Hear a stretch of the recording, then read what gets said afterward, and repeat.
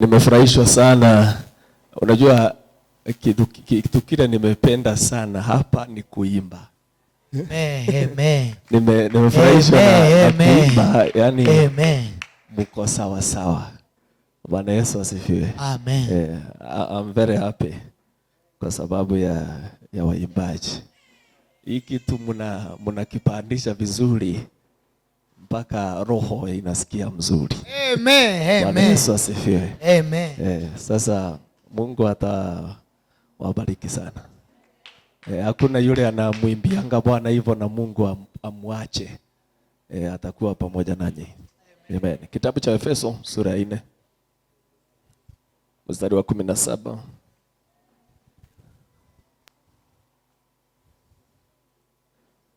Mstari tusome 17 mpaka 24. Nataka tufanye bio kuna kile ambacho nilisema nitamalizia. Mstari wa 17 mpaka 24. Kitabu cha Efeso sura ya 4. 17 mpaka 24.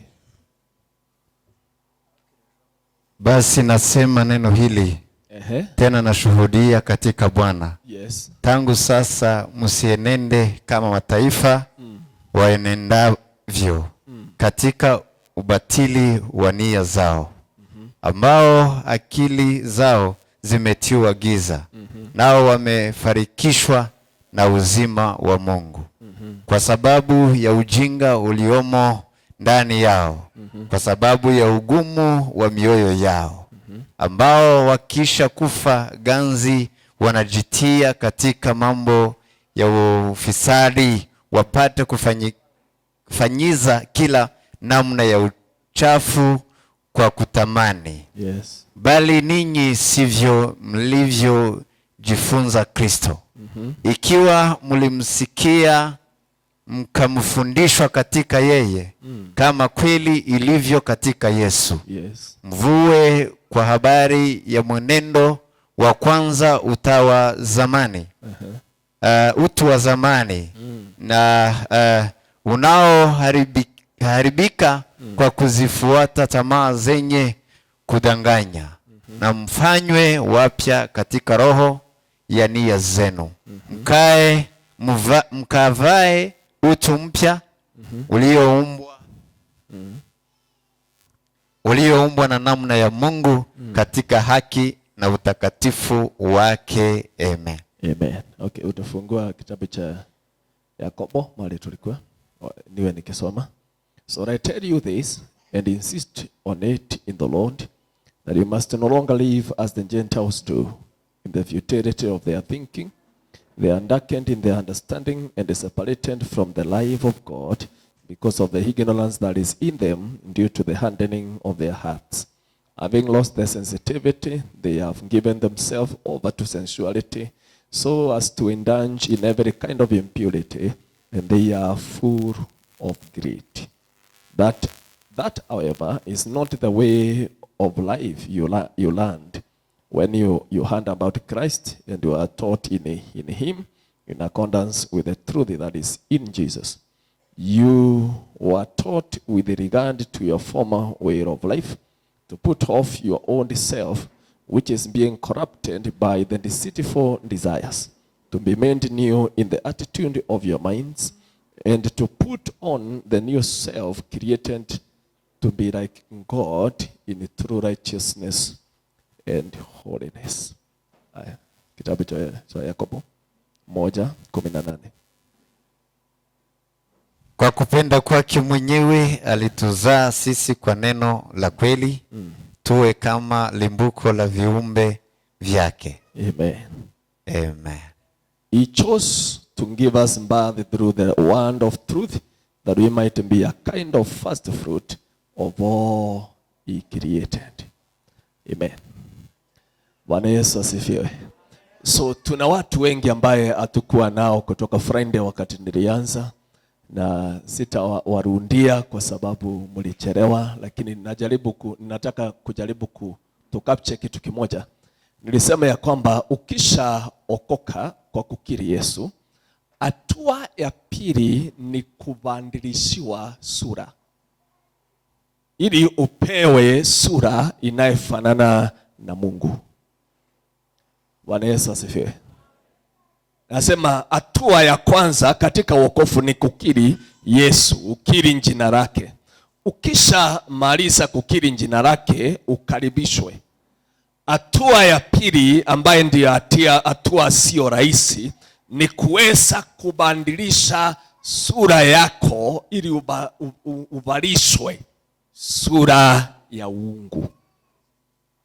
Na nikasema ya kwamba kitabu cha Warumi 8:28 kwenda pale mbele inasema ya kwamba for them that God knew, kwa wale Mungu aliyejua ndiye aliyeita, ili waweze kufananishwa na mfano wa mwanae, ili Kristo hawe mzaliwa wa kwanza katikati ya wana wengi.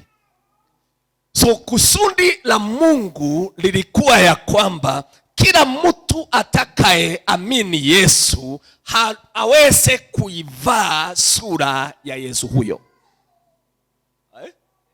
Bwana Yesu asifiwe. Ili wewe na Kristo uweze kumuita ndugu. Halo?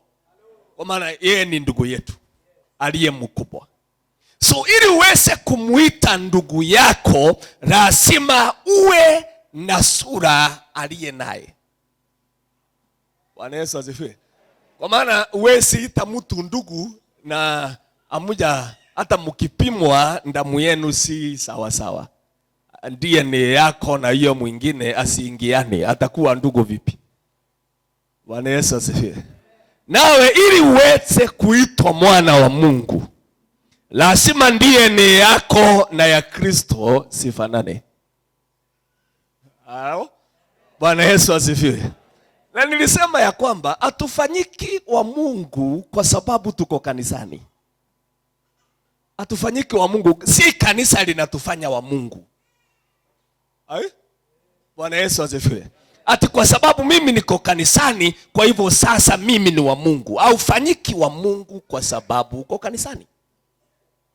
Unafanyika wa Mungu wakati sura yako na yake simeanza kuangaliana. Halo? Bwana Yesu asifiwe. Na hiyo ndio kazi, hiyo ndio kazi. Hiyo ndio kazi ya wokovu.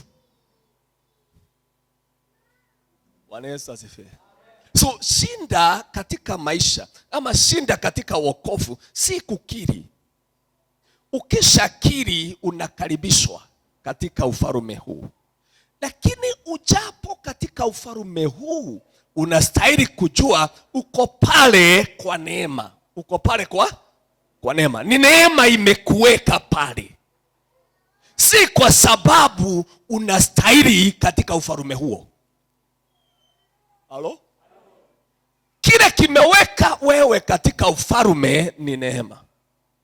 Lakini ujue watakaye rithi ufalme huo hawatarithi kwa sababu ya neema. Bwana Yesu asifiwe. Hawatarithi ufalme kwa sababu ya neema. Watarithi ufalme kwa sababu wanastahili ufalme huo, kwa maana wao wanafanana na ufalme huo. Bwana Yesu asifiwe. So ujue ulipokuja haukustahili, hata sura yako haistahili kuwa. Haustahili hata kusimama mbele ya Mungu. Kinachofanya usimame mbele ya Mungu ni neema amekufunika naye ili uweze kusimama mbele yake. Sura yako ni mbaya sana, hangetaka kuiona. Si sura hii ya uso. Sura moyoni, tabia. Kwa maana wewe umeoza akili yako. Umeoza. Umeshaifikiri ungali mbele ya Mungu na uko kwake, lakini hauwezi soma neno hili kwa maana akili yako imefunga. Ukijaribu kulisoma unalala. Dakika ile unasema wacha nisome Biblia. Ukifungua mistari 2 unalala. Ukienda Facebook unaamuka. Bwana Yesu asifiwe. Dakika ile unasema kwa maana sasa wacha niamuke, nimeamuka, wacha nijaribu nisome neno. Ukijaribu kusoma tena unalala. Ukitaka kuamuka uende kwa Facebook ama ukasome vitu vingine visivyo neno. Unajua kwa nini? Kwa maana akili yako imeosa kiwango, haistahili, haiwezi kuruhusu neno lililo safi kuingia katika maisha yako. Na bado uko kwa Mungu na Mungu hakulisi, kwa sababu kuna neema amekufunika naye. Hata ingawa akili inanuka. Haleluya. Hata uambia watu wasome hili neno, utashangaa sana. Ati asome akiwa peke yake kwa nyumba. Anajaribu akisoma laini ya kwanza ya pili, si macho inaanza kujifunga, inarudi yenyewe, anasema nasikia kausingizi. Kutoka pale akifunga neno hilo, achukue simu, anashindwa usingizi umeenda wapi. Kwa maana mawazo ya mwanadamu ndiye mlango wa kuingia kwa mwanadamu. The mind of the man is the gate, is the entrance to the innermost man. Ndiye mlango unayetumika kuweza kuingia ndani yako. Na chochote ambacho kinaingia ndani yako ndicho kinakuumbia utu wako ama tabia yako. Kumaanisha ili tabia yako iweze kubadilishwa kutoka ndani, uwe na tabia safi, lazima neno hili liweze kuingia. Hili likujengee tabia ya neno hilo. Haleluya. Lakini kama akili yako inafunga neno hilo, itakuwa ngumu kubadilisha tabia.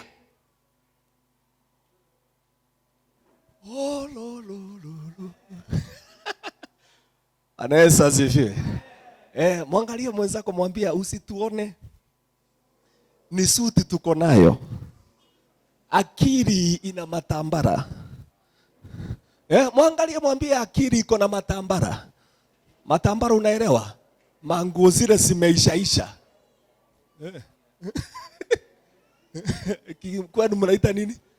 Imirembe. Mwangalie mzuri, mwambie ni suti unatuona nazo. Akili iko na imirembe.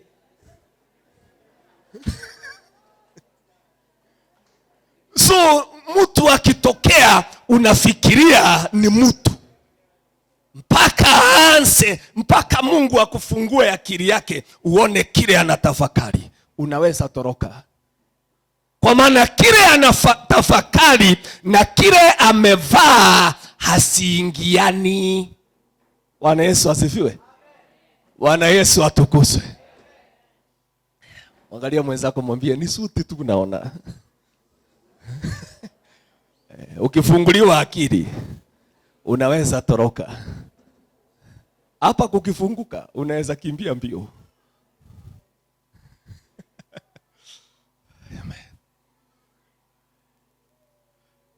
Kuna pastor moja alikuwa mzuri sana, alikuwa anahubiri. Ni wale watu utakanga kuongea wasi. So wanasema siku moja alikuwa mhubiri akihubiri. Vile alikuwa anahubiri, kukaingia msichana kwa kanisa. Akiwa anaingia, msichana alikuwa mrembo sana. So vile mhubiri anahubiri, moyo wake unasema si msichana ni mrembo sana. Anasema hii msichana ni mrembo. So akili yake imeama ikaenda kwa msichana. Lakini angalia, anasema sema amen, sema amen. Lakini akili yake isemi, akili yake iko kwa msichana. So dakika 15 akifikiri hivyo, akasikia uwezo wa Mungu umeondoka ukaenda.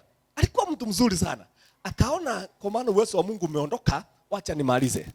Akaambia watu, ninasikia Roho Mtakatifu anasema tumalizie hapo. Si Roho Mtakatifu, ni yeye ameona, sijui nitawaambia aje, kwa maana already Mungu ameondoka na siwezi endelea bila yeye. Akachukua akaenda nyumbani. Alipoenda nyumbani akasema sitatoka mpaka Mungu aniambie kwa nini alitoka. Akaomba siku 3, akiwa kwa nyumba siku ya 3 Mungu akaja. Alipokuja ndugu yule akamuuliza Mungu, nataka uniambie unawezaje kuondoka nikilihubiri jina lako kwa madhabahu? Mungu akamwambia niliondoka. Anamuuliza ndio maana nakuita uniambie ni nini. Mungu akamuuliza, unakumbuka dakika ile ulikuwa unahubiri kuliingia msichana? Akamwambia ni kweli. Akamwambia alipoingia ulisikiaje? Akamwambia nilisikia akili imegeuka, moyo ikageuka na ikaanza kumuona akiwa mrembo. So yeye alikuwa anahubiri akimtazama. Mungu akamuuliza, na unataka nikae hapo akili yako ikiwa imeoza kiwango hicho?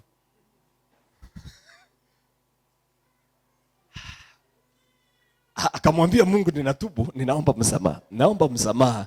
Unajua iliingia tu automatically. Nimeomba msamaha. Mungu akamwambia okay, kabla sijarudi kuna kitu kingine ninataka kukuuliza. Yeye alikuwa anavaa saa ya dhahabu. Nguruti, saa ya nguruti. So Mungu akamuuliza, kila wakati ukisimama pale kwa madhabahu huwa ninaonanga ukiangalia saa. Huwa katika moyo wako huwa ni saa unataka kujua ni saa ngapi, ama ni watu unataka waone uko na saa ya dhahabu? Kulingana na moyo, tazama moyo wako. Anamwambia Mungu, wakati mwingine unasikia mtu tu unasikia moyo ukisema uko, yani wewe si kidogo kwa maana uko na saa ya dhahabu.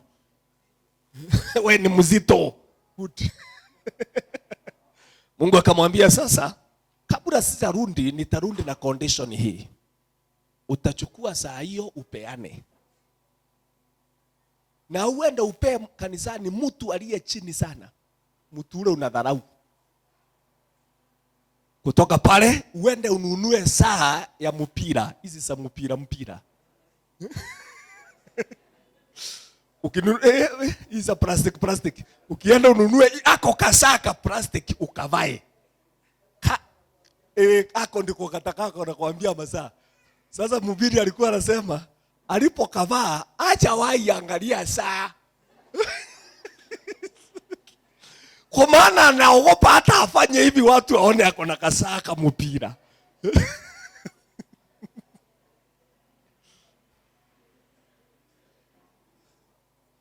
Mungu usoma mioyo ya watu. Biblia inasema ujapo mbele ya Mungu, ujue Mungu usoma the intention of your heart. Atatafuta kusudi la moyo wako. Kwa nini wewe ukisema kitu, hata kama unasema kizuri, Mungu atasami kile unasema. Mungu anatazama sababu ya kusema. Kama sababu ya kusema ina kasoro, hamwezi ingiana. Amen. Mwangalie mwenzako, mwambie ni neema imekushikilia. Lakini mwambie wakati wa kurithi neema itahesabiwa. Neema itahesabiwa. Wakati wa kurithi neema itahesabiwa. Wakati wa kurithi ni mwenye haki ndiye atakayerithishwa ufalme. Glory be to Jesus. Kwa maana ufalme ni wa wana wa ufalme huo. Si unaona leo wewe umekaa Kenya, lakini unajua huwezi enda ofisi ya Kenya ati unatafuta kazi.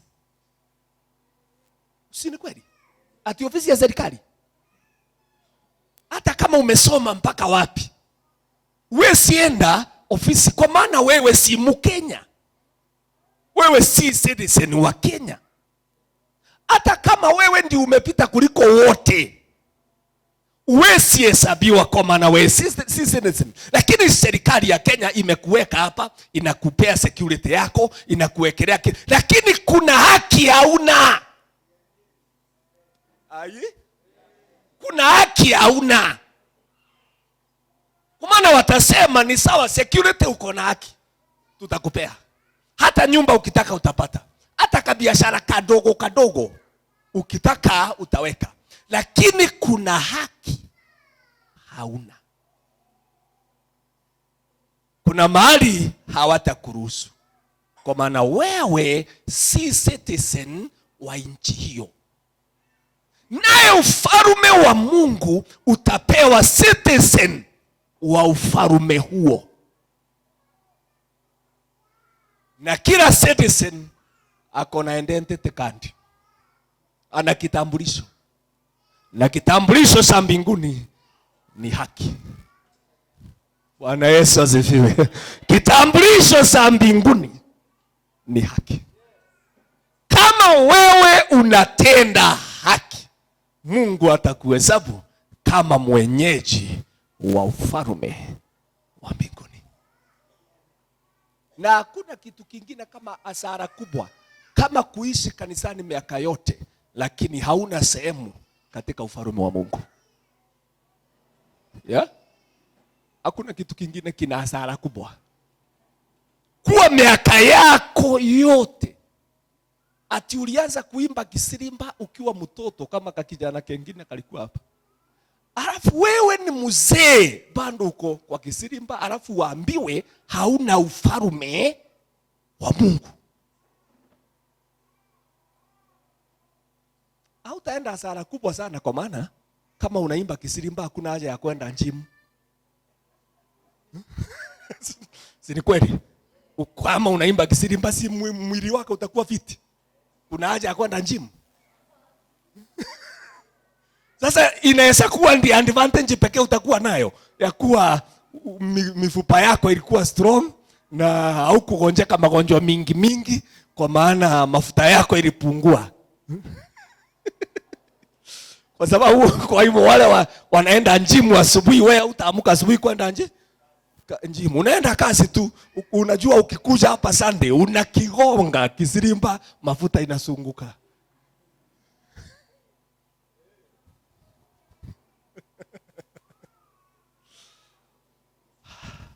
Bwana Yesu asifiwe. Mwangalie mwenzako, mwambie ni suti tu unaona. Ni suti unaona. Na kitenge. Ni kikwembe, unaona mama amefuga. Enda uangalia kama akili iko na kikwembe. Iko na hiyo unaita nini brother? Imirembe, iko na imirembe akili. Mwili ndio tu umebadilisha kikwembe.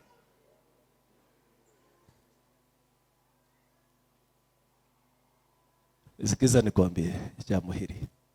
Kama wokovu wako hautafika uokoe akili yako, wokovu huo hauwezi ukakusaidia. Kama wokovu wako hautafika mahali ya kuokoa akili yako kutokana na uoza. Ngoja nikwambie, wakati ule unaona unasoma Biblia unafunga macho, unastahili kuogopa sana. Kwa maana neno la Mungu limekataliwa na akili yako. Halo? Akili yako imekataa neno la Mungu, lakini imekubali maneno mengine. Unastahili kuogopa sana. Kwa nini uogope? Kwa maana kama akili yako imelikataa neno lake, uko na hakika gani mna uhusiano naye? Bwana Yesu asifiwe. Kama akili yako brother imelikataa neno lake, una hakika gani mna uhusiano na Mungu huo?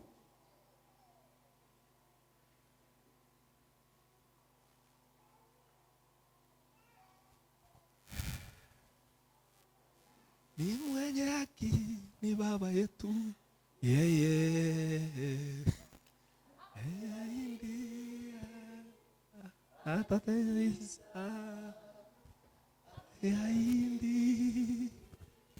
anatimiza, mwenye haki ni baba yetu yeye, akiahidi anatimiza. Amen, amen. Akiahidi. Bwana Yesu asifiwe. Now, wale tulikuwa nayo niliwaahidi kitu kimoja. Nitakuonyesha. Yesu amesema, ama Yakobo ndiye anasema, alichagua kutusaa kwa neno la kweli. Alichagua kutusaa kwa neno la kweli. So nikawaambia nitaonyesha vile neno usaa mtu. Bwana Yesu asifiwe. Vile neno usaa mtu. Jambo la kwanza unastahili kuelewa, neno ni kama mbegu. Neno ni kama mbegu. Yesu alisema mpanzi alitoka kupanda. Alipokuja kutafsiri akasema mbegu ni neno. Ni neno la Mungu. Kwa hivyo neno ni mbegu. Kama basi neno ni mbegu, unastahili kuelewa hivi. Kila mbegu iko na uzima wa mbegu hiyo. Kila mbegu iko na uzima wa mbegu hiyo ndani yake. For example, ukichukua mbegu ya mahindi imekauka, ile ambayo utaenda kupeleka kwa unga. Mbegu hiyo ndani hivyo inaona imekauka, ndani yake ina uzima wa mahindi. Kumaanisha mbegu hiyo ambaye moja hiyo unacheza nayo inaweza kukulisha siku mzima. Hiyo moja. Inahitaji tu iachilie uzima wake ili isae nyingi. Lakini unaweza ruhusia kuku. Hiyo mbegu moja. Lakini hiyo mbegu moja inaweza kukufanya ushinde ukiwa sawa sawa. Siku ile utaipanda isae 3. Ikizaa zile tatu ukiwa peke yako unaweza choma ama unaweza mbweo na unaweza shinda bila njaa. Ni mbegu moja. Kwa hivyo kwa kila mbegu iko na uzima wa mbegu hiyo ndani. Bwana Yesu asifiwe. Naye anasema alichagua kutuokoa na neno. Kutusaa na neno. Na alituambia neno ni mbegu. Kumaanisha katika neno pana uzima wa neno hilo. Sitaki uachwe nyuma brother. Tunasema hivi, neno ni mbegu, sawa? Na kila mbegu iko na uzima wa mbegu hiyo ndani. Kwa hivyo mahindi ina uzima wa mahindi ndani. Ila kama mahindi kamoja unaona kakona muti ndani, muti wa mahindi iko na matawi yake uko ndani. Hakuna muujiza ufanyika. Hakuna muujiza. Mbegu hiyo iko na kila kitu ambacho utaona nje. Ni vile kila kitu kilikunjwa kikawekwa kwa kitu ka mbegu kidogo. Sasa kanatembea ili kaweze kubebeka. Bwana Yesu asifiwe. Lakini ndani ya kambegu wako pana muti, pana mizizi, pana matawi, pana ile ingine ya juu inatokanga hapo juu, na kuna mahindi zingine nyingi siko ndani ya hiyo. Kwa hivyo ukikabeba hivyo unastahili kuja ukaweke kwa mchanga. Tuachane na mbegu. Mayai ukiwa na yai moja uko na kuku. Yo? Lakini kuku hii unaibeba tu kama mayai. Ndani ya mayai hiyo kuna kuku mzima. Hapo ndani kuna makucha, kuna inaitwa nini?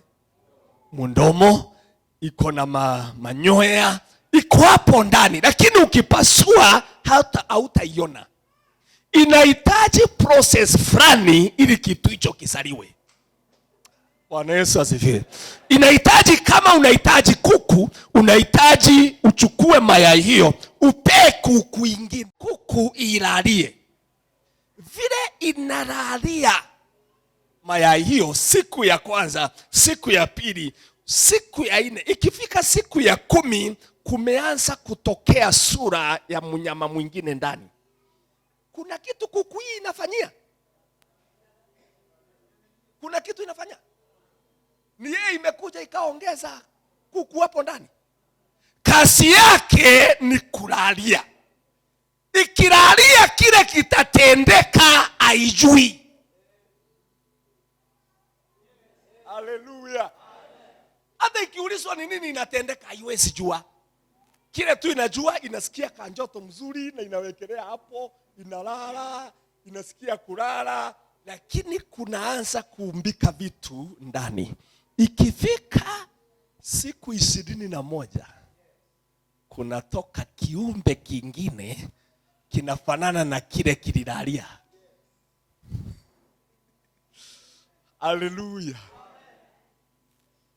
Na neno la Mungu nalo huwa linabeba uzima wa Mungu.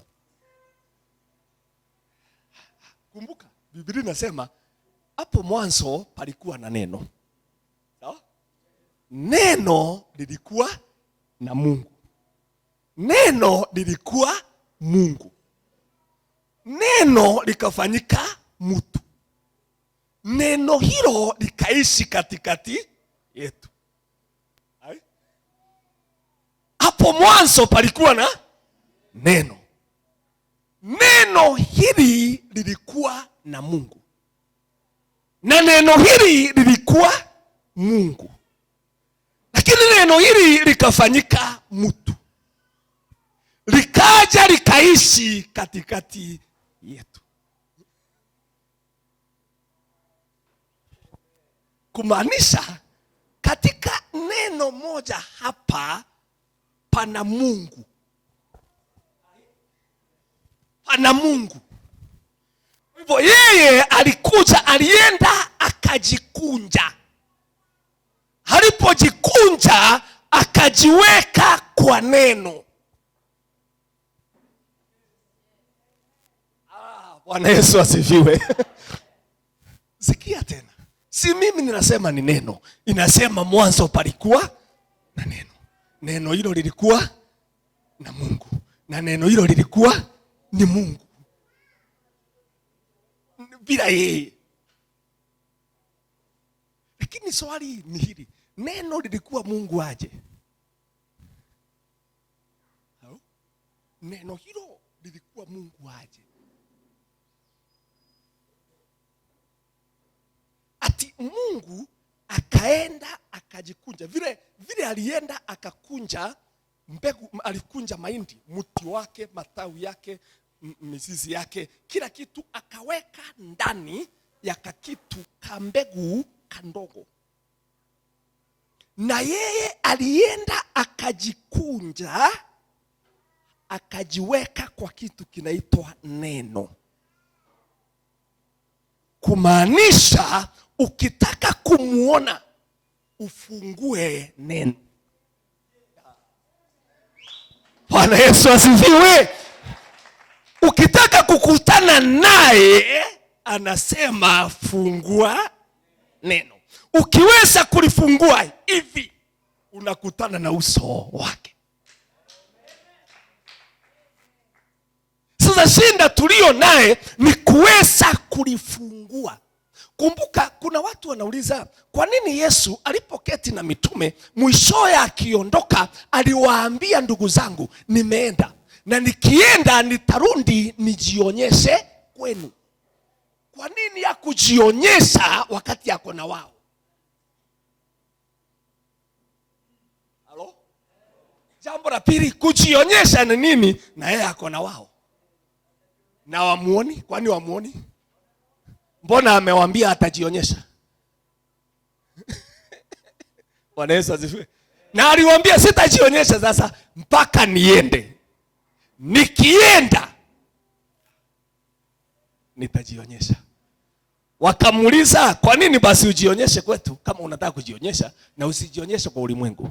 Akamwambia, kwa sababu hii, aliye na neno langu, amerudi pale, aliye na neno langu na kulitenda, huyo ndiye anipendaye, naye Baba yangu atamupenda.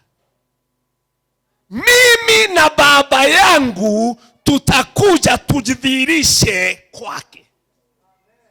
Tukimaliza kujidhihirisha kwake, tutajenga masikani yetu kwake. Lakini amewaambia ni kwa nini? Kwa maana ya neno. Sasa mitume inashindwa, hatukuelewi unasema nini? Kwa maana tuko na wewe hapa, unasema hatuja kuona, tutakuona baadaye. Mwangalie mwenzako, mwambie alichagua kukuzaa kwa neno. Kwa neno. Alichagua usaliwe kwa neno.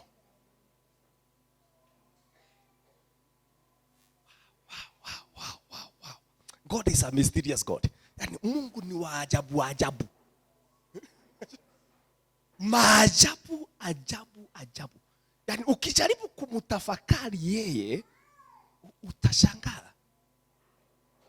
Ni Mungu wa maajabu. Kwa hivyo akasema hivi, atakuzaa kwa neno. Kumaanisha amekupea neno. Akisha kupea neno, litaingia ndani yako kama mbegu.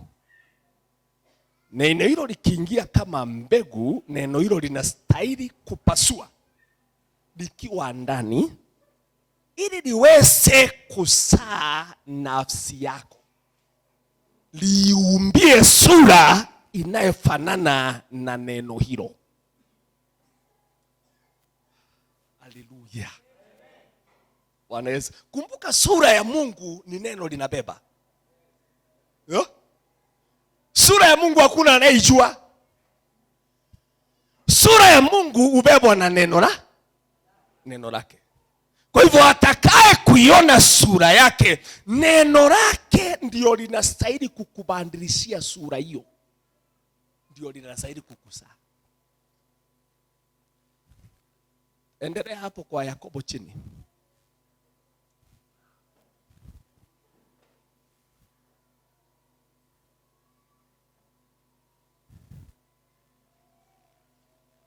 Bwana, uniumbie moyo safi, nikutumikie wewe kwa kweli na kwa haki. Bwana, uniumbie moyo safi, nikutumikie wewe kwa kweli na kwa haki. Haya, tusome mstari wa 19. Mstari wa 20. 20.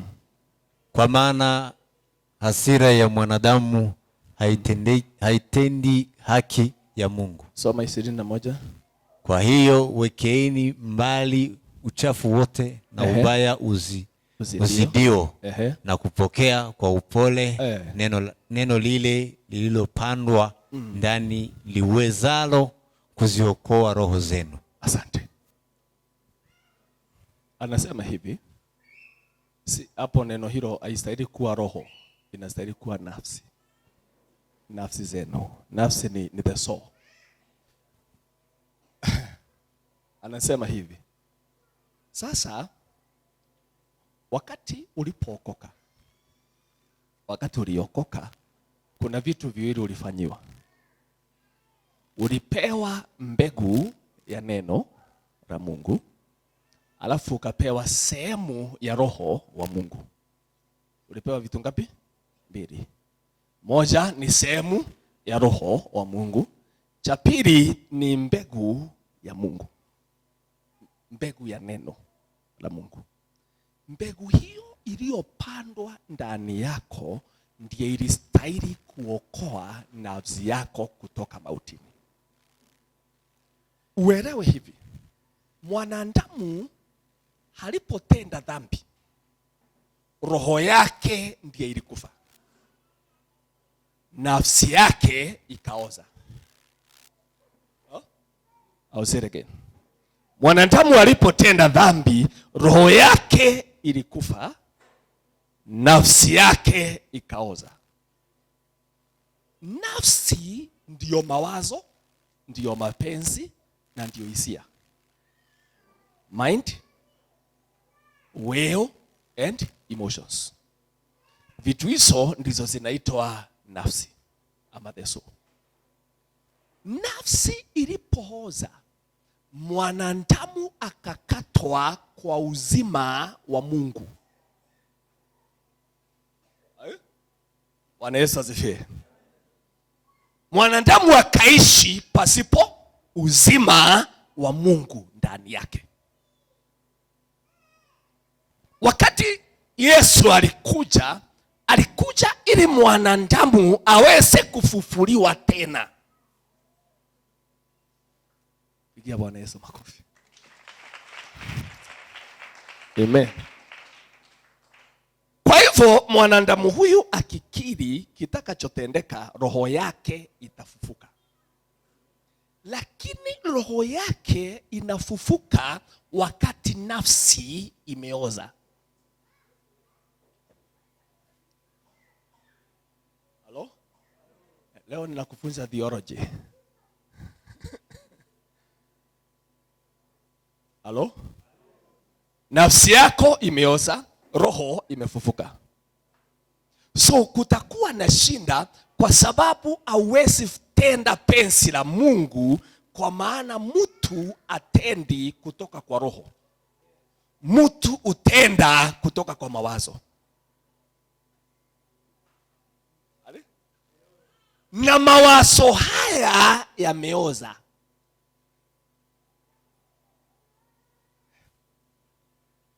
Rohoni mwako umeokoka, lakini akilini mwako we hauna uzima.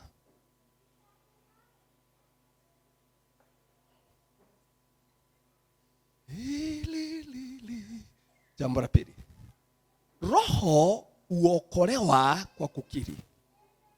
Nafsi uokolewa na tendo la neno.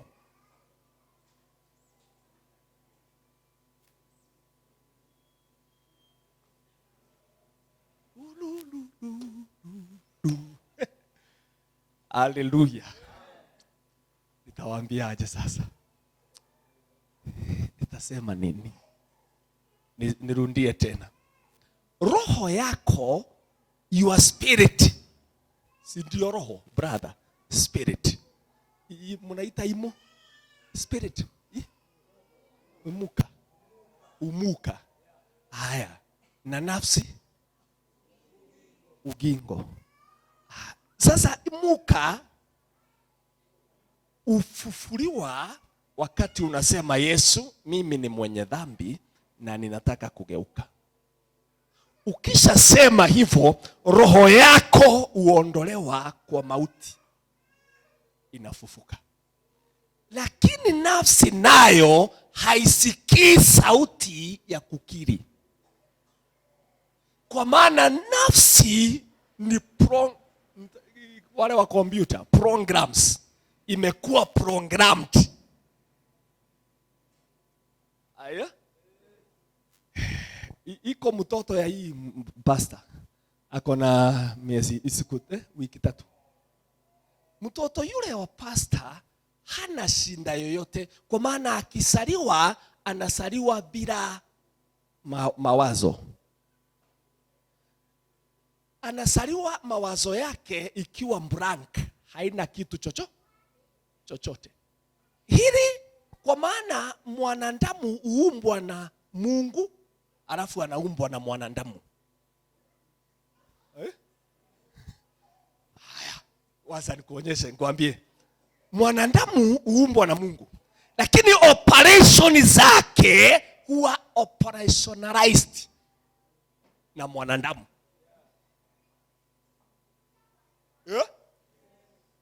Sikia, ukichukua mtoto huyo wako umurushe msituni, wawe wanakaa na nyani, akianza kukua atakuwa na program za unyama. Hawezi akikaa kule miaka 20, hawezi kuja akae na watu. Kwa maana hana operation ya mtu. Kumaanisha operation za dunia anayeumba si Mungu. Anayeumba ni mwanadamu.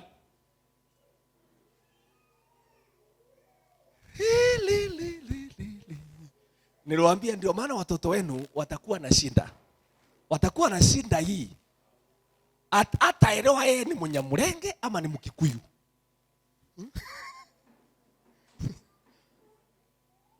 Akizaliwa hapo mtoto wa yule pasta, akimaliza miaka 30 hapa Kenya, umupeleke milimani kwa tate. Hawawezi ongea. Kwa maana hata mambo ile anaona wakifanya, anashindwa hao watu wako nyuma aje. Kwa maana yeye ati mtu anaamuka asubuhi anafungulia mang'ombe, alafu anaenda huyo atarudi jioni akuje afungie akae, anashindwa. Na huyo mtu ndivyo anaishi hivyo. Yeye hawezi ingiana na kitu hicho.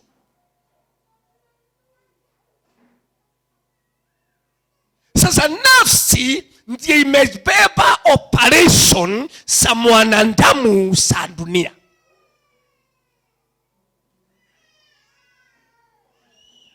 Angalia mwenzako, mwambie unaona hapa. Mtazame, mwambie unaona hapa. Hapa ni shinda kubwa. Hapa ni hatari, shinda kubwa.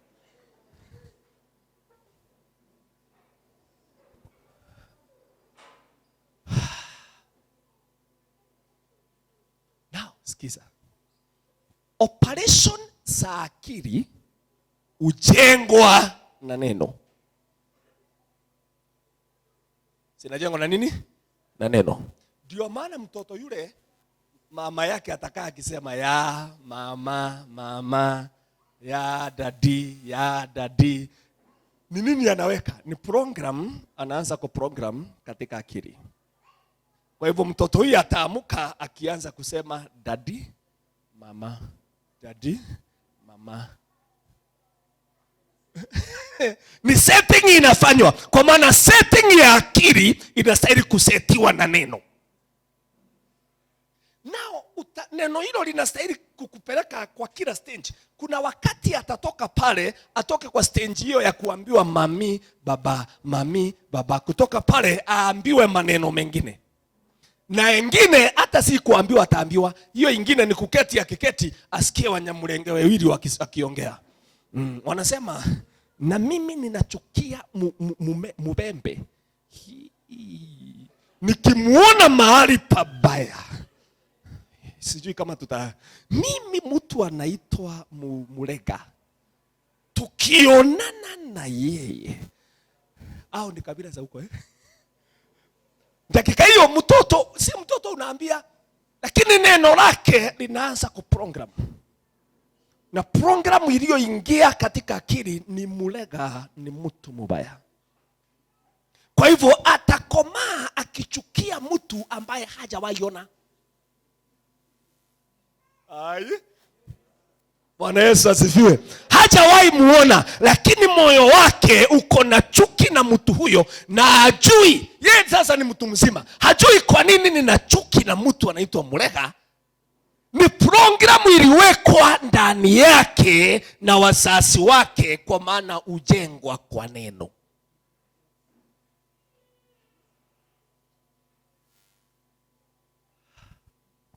Na inajengwa unconsciously. Bila kukusundia. Si ati ulikusundia kuweka mtoto huyo chuki ya kabila hiyo ingine. Kwa maana akili ujijenga unconsciously.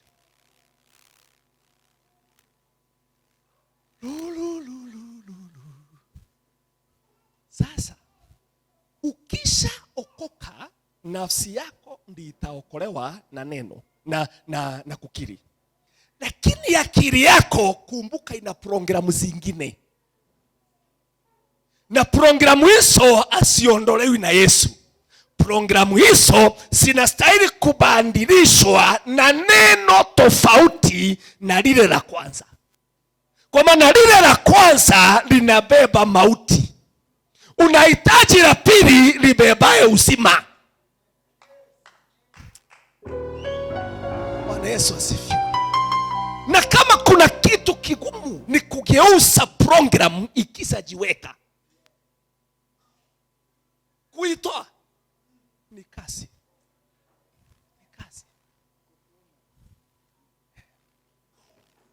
Ikisha format kuitoa. Haleluya. Angalia mwenzako mwambie wewe ni mnyamulenge kwa maneno. Kwa maneno.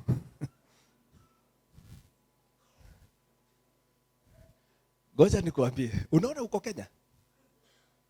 Especially hawa ambaye waliishi tuseme Pastor uliishi mlimani. Ulizaliwa mlimani? Kabisa. Ulikomelea huko.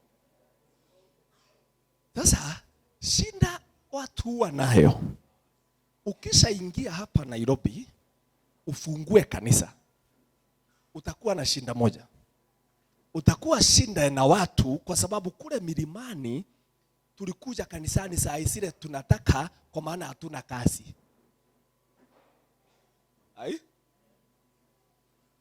Na kama ni mang'ombe unatafuta mchungaji anapeleka, wewe unaenda kanisani hata saa 4, unaweza enda saa 7, unaweza shinda huko. Na unaweza fanya hivyo siku zote. Sasa umefika Nairobi, huku hatuna mang'ombe. Kama mtu yeye atakula, ataamuka saa 12 aende Gikomba, anunue shati 2. Asunguze huku. Ili aweze kutafuta ya kukula. So utakuwa na shinda na yeye, utafikiria yeye anakataa kuja kanisa.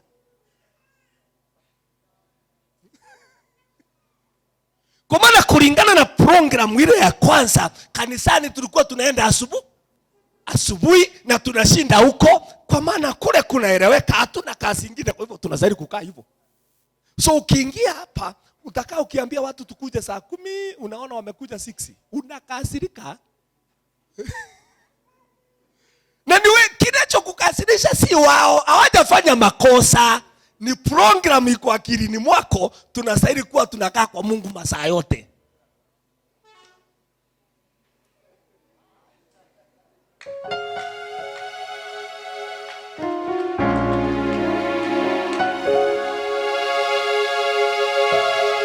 Yesu asifiwe. Ni program ile ulilelewa nayo, ulisaliwa tukiwa hatuna kazi nyingi. Kwa hivyo kazi yetu ni kukaa kanisani na kusoma na Biblia na kuimba na kuruka, hatuna ingine. Sasa umejikuta Nairobi. Mahali hapa ili ukule lazima uamke saa 11. Ukiimbie Nairobi mzima na utachelewa na hata kuna njamu. Huko kule hakuna njamu.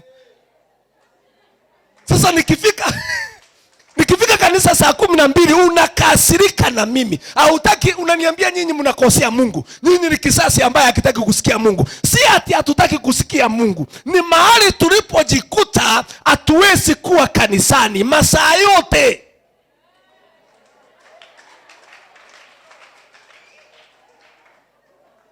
Hatuwezi. Lakini ukikuta wale walisaliwa Nairobi wanaambiananga ushirika ni ya 6:30 mpaka 7:30. Yo? Wale walisaliwa Nairobi wa kanisa wa Nairobi wataambiana ushirika wa Wednesday tunakutananga saa 12:30 mpaka saa 1:30. Na asubuhi tutakutana morning devotion 5 to 6:30 ili watu waende kazi. Kutoka hapo hatuna ingine.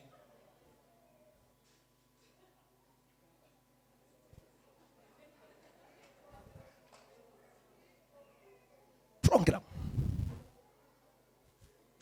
Sasa utakuwa na shinda na washirika ukifikiria ni wakatili. Na si wakatili, ni system imebadilika mahali walipo.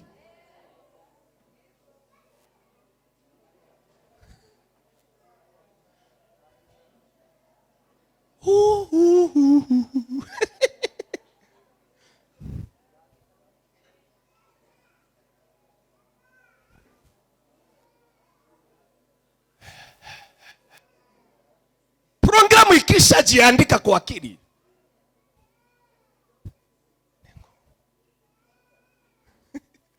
sasa mtaanza, wacha nikwambie, unaona vile mnaendelea, unaona watoto hawa vile wataenda, unaona bibi yako iko wapi? Oh, ndio huyo.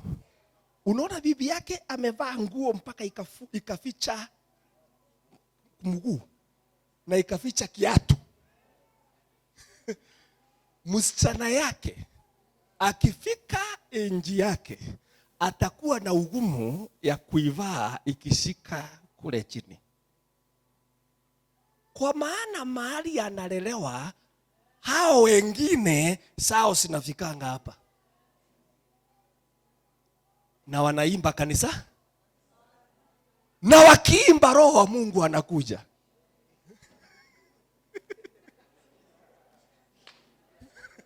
So atakuja aseme watu hawa wa mashamba, ndivyo atakuita. Hii mtu mmishamba ati anatoa, unajua hakuenda Kongo, ati anatoambianga walikuwa mahali kunaitwa Minembwe, mahali pafisi uko milimani. Watu wa milima sasa wanataka tuvae nguo mrefu kama wao. Na tuko Nairobi.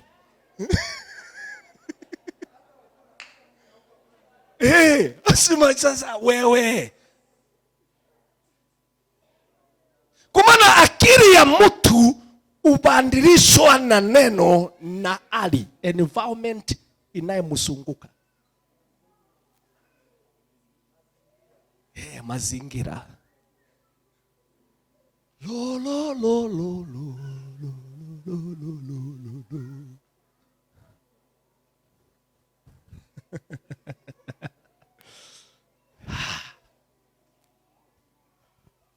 Vanessa sifiwe. Vanessa sifiwe. Kuna mhubiri hapa Nairobi anaitangwa Maina Nganga. Mnamjua? Kenya 1. Ile jamaa anapiganga ngita sana. Anaitangwa? Maina Nganga ule ako New Jerusalem. Neno. Maina wa Neno. Maina alipoanza kuhubiri, alipokuja Nairobi, unajua hata yeye alikuwa mkora ya mtu, mwisi. Sasa Mungu alipompea neema akaja Nairobi, kitu cha kwanza alienda kwa ngeti yake pale ya Reservoir Avenue, hapo sinashikana na Uhuru Highway. Hapo kanisa yake iko. Akaweka pale kwa barabara, akachora msichana akiwa amevaa pataro, amevaa trouser, alafu akakanzu. Akasema avae trouser asije kuingia kanisani. Sasa mhubiri mmoja ni mhubiri mkubwa hapa Kenya, akasema, alipoulizwa swali, akasema wachaneni na Maina, ni mtoto atakomaa. Akikomaa ataacha mambo ya utoto. Leo hii hata aulizangi umekuja na nini. Hata bibi yake ataingia nayo.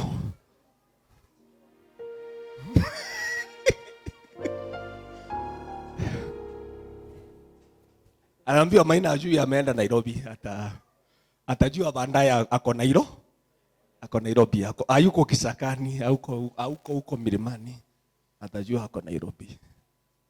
Akifika ni program za akili. Ni program. Ukishaokoka, programu hizo hazibadilishwi. Na hizo program ndizo zitaswiria Roho Mtakatifu kutembea na wewe vile angetaka. Kwa maana programu hizo zitaenda zikimwekea mipaka. Programu inamwambia mimi siamini hivyo.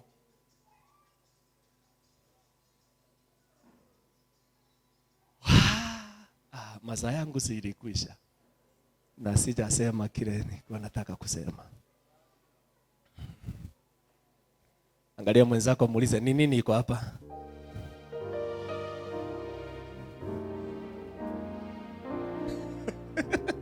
Muulize mzuri ni nini iko hapa? Hiyo ndio itakuambia kule utaenda. Do you have the right attitude? Wakati Mungu aliongea na Paulo, ameongea na Waefeso. Aliwaambia Waefeso, hivyo sivyo mlifundishwa Kristo, kama kweli mlifundishwa ndani yake. Kwa maana kweli yake yote iko ndani yake. Akasema mlifundishwa kuvua utu wa kale. Jambo la pili, mubadilishwe nia za akili yenu. Kumaanisha hakuna badiliko mpaka nia, mpaka program iliyo kwa akili ibadilishwe. Hakuna upya wa maisha brother. Hawezi kuwa mpya mpaka akili yako ibadilishiwe program.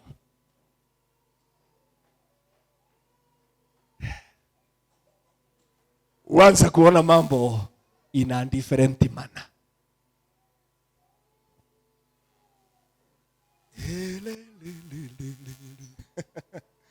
Mimi wakati tulikuja, unajua tulikuta wazazi wetu kanisani wakiimba, na walikuwa naimba na vitabu. Mamba wenye imara wako nitajificha,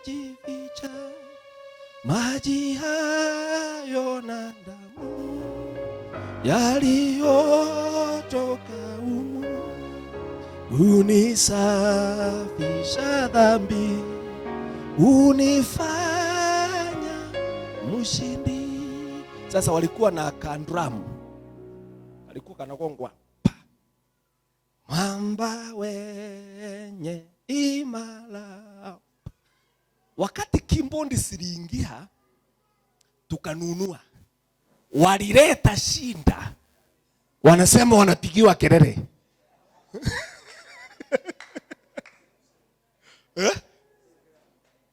Wanasema hii kisasi inatupigia kelele, iende huko, hakuna Mungu upigia uimbi yangu na kelele. Kwani Mungu alikuambia imbi yangu na kelele? So kutoka pale kulikuwa na vita katikati ya vijana. Wakati huo tulikuwa vijana wandogo na wasasi wetu.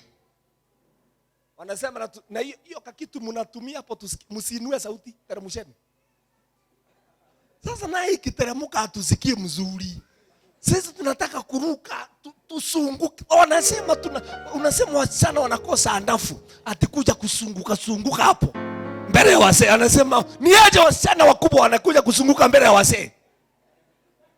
Kwa maana kulingana na mila yao, msichana astahili kusimama mbele ya mzee.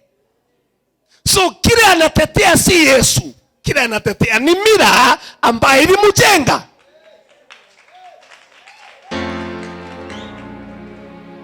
Na uwezi fanya mila Yesu.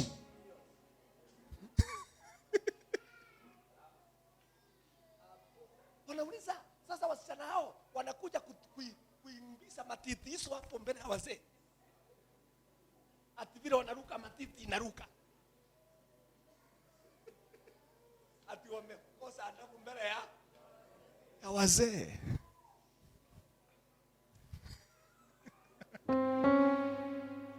Kutoka pale mwishowe wakaanza kukubali, kikaingia. Lakini akija ingia na rahisi, kimeingia na funjo. Wengine wamekosana, wengine wamepigana, wengine hawaongei. Kila wanapigania ni wimbo. Mmoja anasema ni kelele, mwingine anasema ndio nasikia ikiwa mzuri. Program za akili.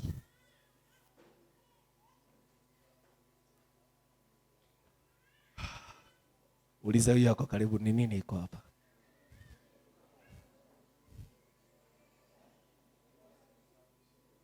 Na unaweza Sasa fikiria, kile kilikuumba ndicho kweli. Atuyo mwingine ana kweli. Na wewe uko na kweli kulingana na kile kiko akilini mwako, kulingana na kile kilikuumba, na ndicho unaita kweli. Na inaweza kuwa si full truth, si kweli yote. Lakini kwa maana haujawahi ona kingine, unafikiria hicho uko nacho ndicho kweli. So mwingine akikuja na kingine, utakuwa na shinda naye, kwa maana akili yako haiwezi ruhusu hicho kingine.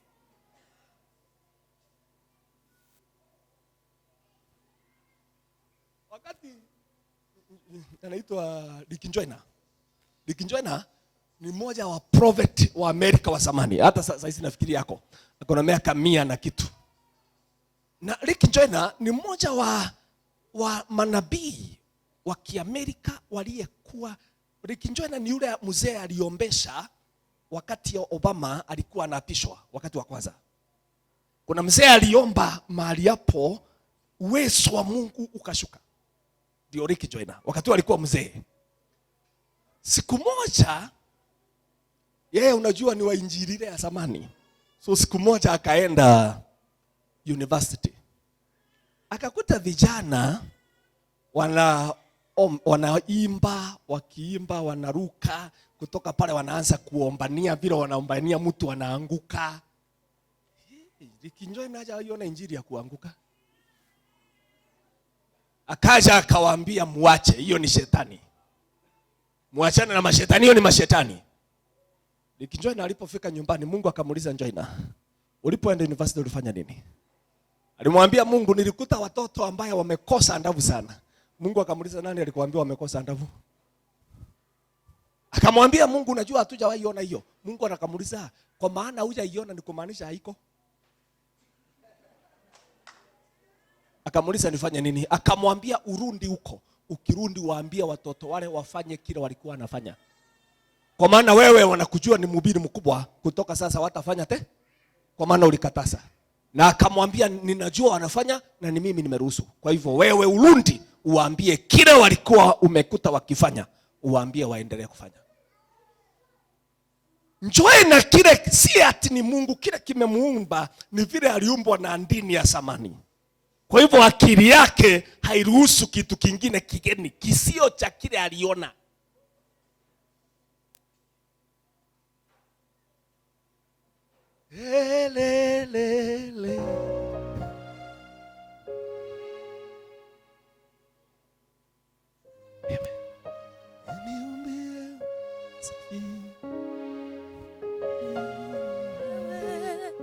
Kwa kweli na kwa haki,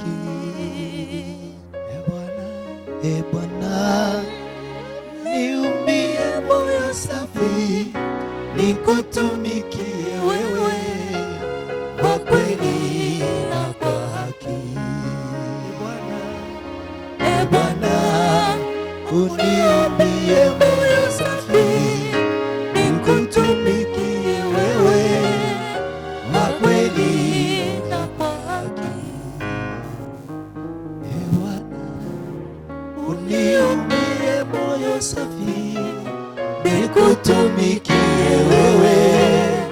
Kwa kweli na kwa haki. Amen. Neno hili ndio limebeba Mungu. Sasa sikia nimalize. Kama neno hili Yesu anasema isipokuwa mbegu ianguke katika mchanga, itakaa ikiwa peke yake. Hiyo ni kitabu cha Yohana 12:24. Isipokuwa mbegu ianguke katika mchanga, itabaki peke yake. Lakini ikianguka katika mchanga, itasaa singine silio na sura yake. Now, neno lake nalo, ukishapeo chukua neno lake. Neno lake ni mbegu. Ili liweze kutenda kazi ndani yako, lazima ujifundishe kulitii. Halo? Nitasema tena. kama neno lile litaanza kukuzaa ili liachilie uzima, na ujue linaweza ingia ndani yako na likae ndani yako milele bila kukuzaa. Kama vile ukichukua mbegu hiyo uweke kwa mchanga mkavu, mahali hapana maji, mahali hapana chochote, mbegu hiyo ukikuja kwa mwaka utaikuta bado iko hapo. Kwa maana maji yale ndio inaifanya ioze. Ikishaoza inaachilia uzima, inakufa kwanza alafu inaachilia uzima. Na wewe ili mbegu iliyowekwa ndani yako iweze kutoka, inastahili kupasuka. Ili ipasuke unastahili kutii neno hilo. Ukilitii mara ya kwanza, utii mara ya pili, ulitii mara ya tatu, ulitii mara ya nne, ufanye kutii sehemu yako, neno lile litapasuka. Likipasuka litatoa uzima ndani yako. Litaanza kuua kila programu ya kitambo iliyokuwa imeketi ndani yako. Litaanza kukupea sura ingine katika maisha yako. Vile unavyoendelea kulitii ndivyo linavyoendelea kupanuka katika maisha yako. Ukimaliza miaka 20 ukitii, hata sura yako, hata lugha yako, hata kutembea kwako, hata kutenda kwako kunafanana na Jehova. Lakini kama utalisikia na usilitii, limeingia ndani yako na litakaa hapo kama mahindi iliyopandwa kwa mchanga mkavu. Na utawai. Atusaidii, neno alitusaidii kwa kusikiza. Biblia inasema kubarikiwa ni nyinyi after kusikia kama mutatii. Si ndivyo linasema? Kubarikiwa ni nyinyi sasa mmesikia neno kama mutatii. Kumaanisha baraka iko katika kutii neno hilo.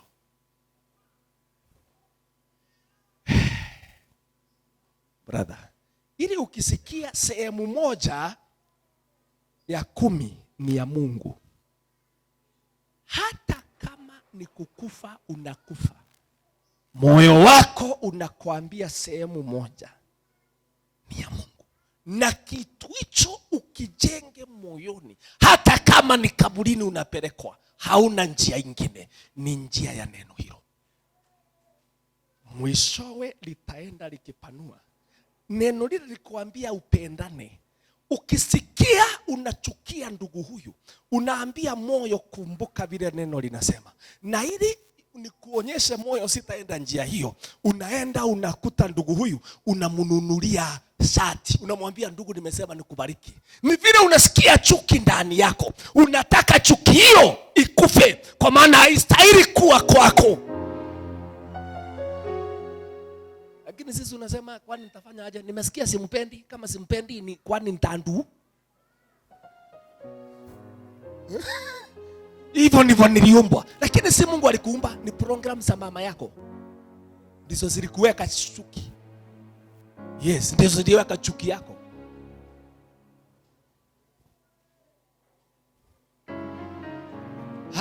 Hallelujah.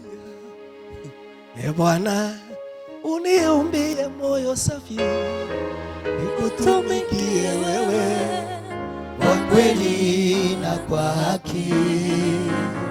Ee Bwana, uniumbie moyo safi, nikutumikie wewe kwa kweli na kwa haki. Ee Bwana, uniumbie moyo safi, nikutumikie wewe kwa kweli na kwa haki. Amen. Upewe. Daudi aliambia Mungu, Mungu nakuomba, tazama moyo wangu. Ukiona kitu ndani yake kilicho kibaya, Bwana unionyeshe nami nitakiondoa. Na kamwambia Mungu, ninajua kitu kimoja, wewe unatafuta ukweli katika ndani vilindini vya mioyo ya wanadamu, na hakuna mwanadamu anaweza kukundanganya. Anasema Bwana, ingia moyoni mwangu, ukiona chochote kina kasoro niondolee, nionyeshe Bwana. Si kazi ya Mungu kuondoa, anamwambia nionyeshe. Nikikiona nitabadilisha.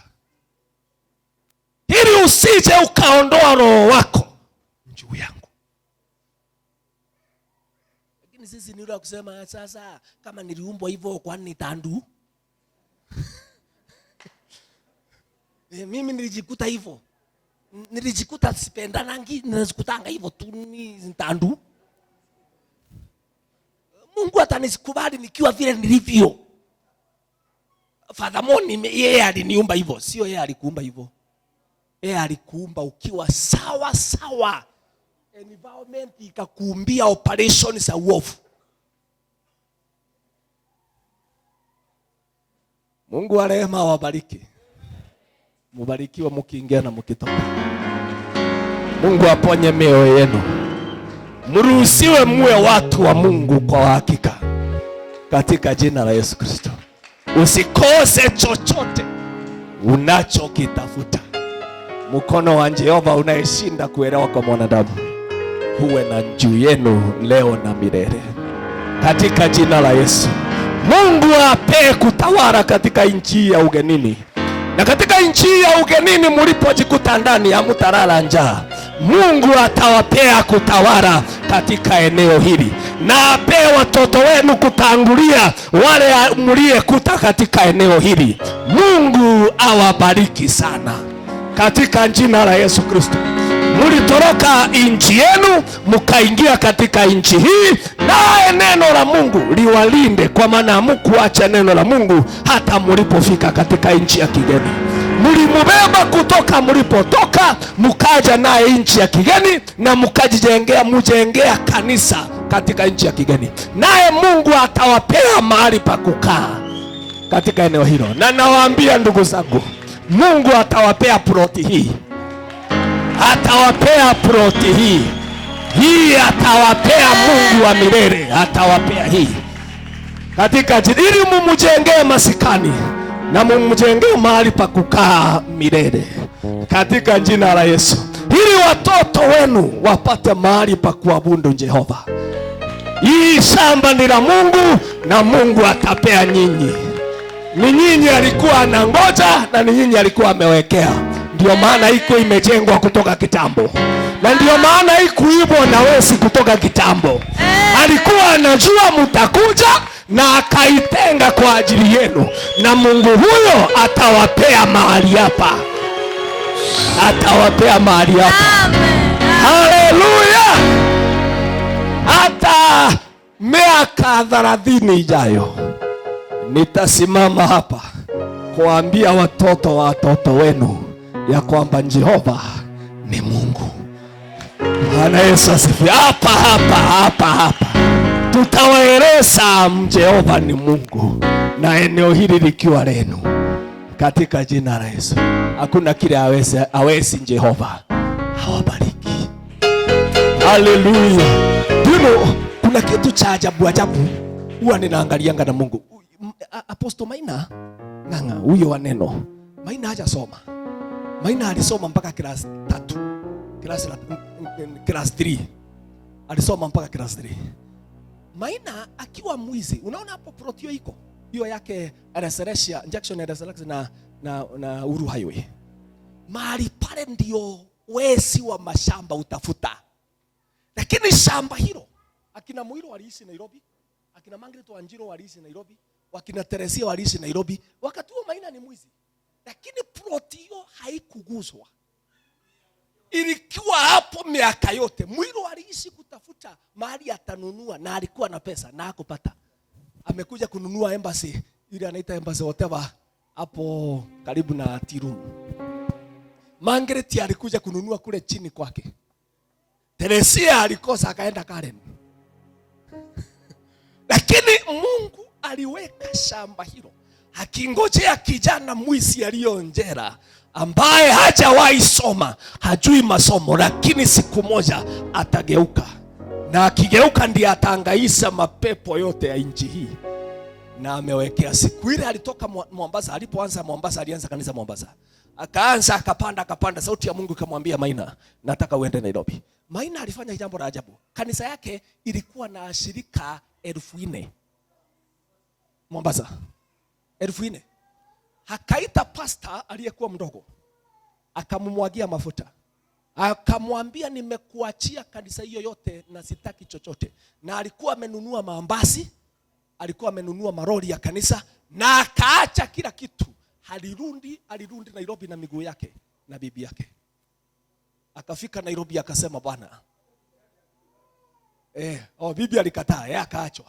Akamwambia, sawa, mimi nimepanda ndege, nimeelekea Nairobi. Mungu amesema niende Nairobi, na hakuniambia nibebe chochote kutoka Mombasa. Akapanda ndege, akaja akakondisha Ngara. Alipokondisha Ngara, akaanza kuhubiri. Uwanja huo aliitiwa na mtu. Alimwambia, ndugu, kuna uwanja uko pale, sauti ya Mungu inasema ni wako.